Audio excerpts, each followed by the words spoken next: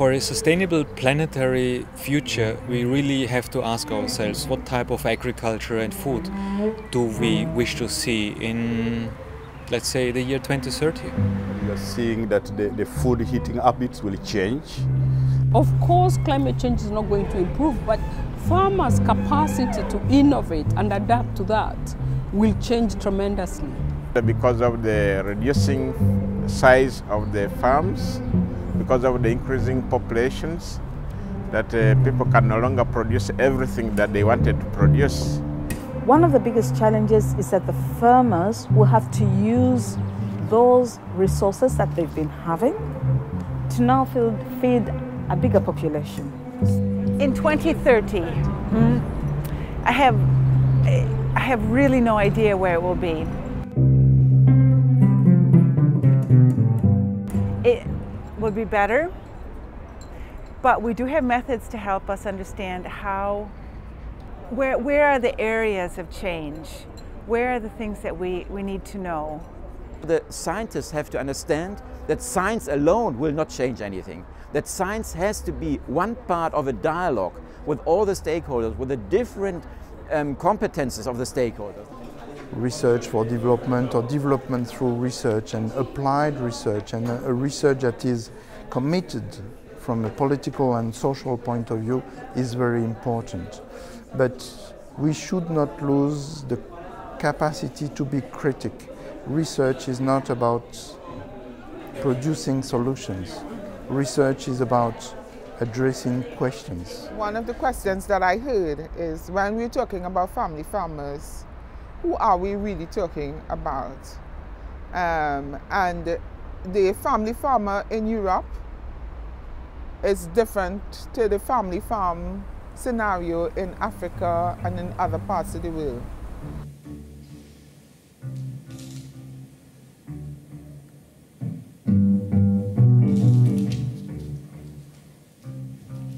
Usually what happens that the scientists or the who come from the outsider, they don't believe the farmers' expertise. Farmers have to think that they're part of a bigger system.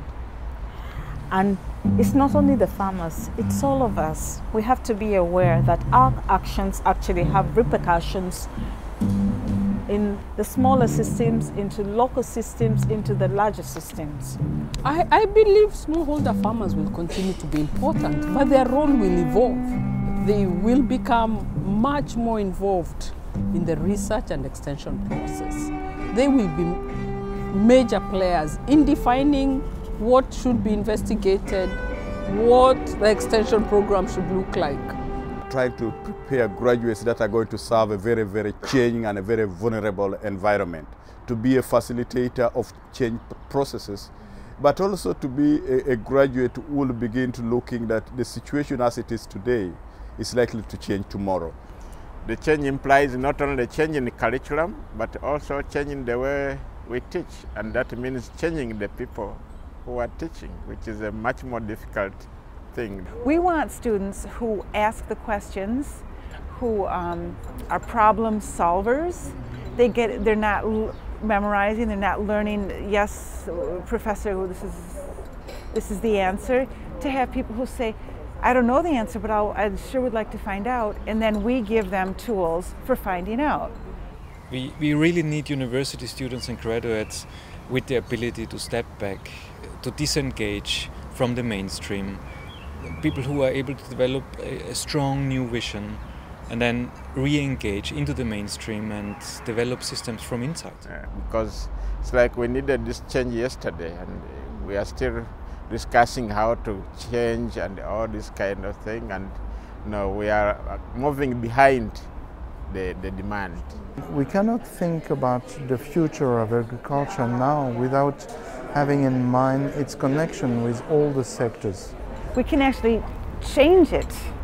We can steer it so that it will actually be much better, flourishing. Agriculture for me is really at the heart of the planetary questions of tomorrow, at the heart of the burning issues, not only for agricultural production, but because of its relationships and interactions with all the other sectors, both locally and globally.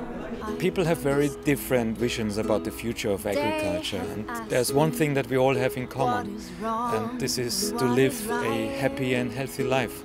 If we want to achieve that, we must rewrite our stories, and we better start now. This is the story of life. The story of life. The story of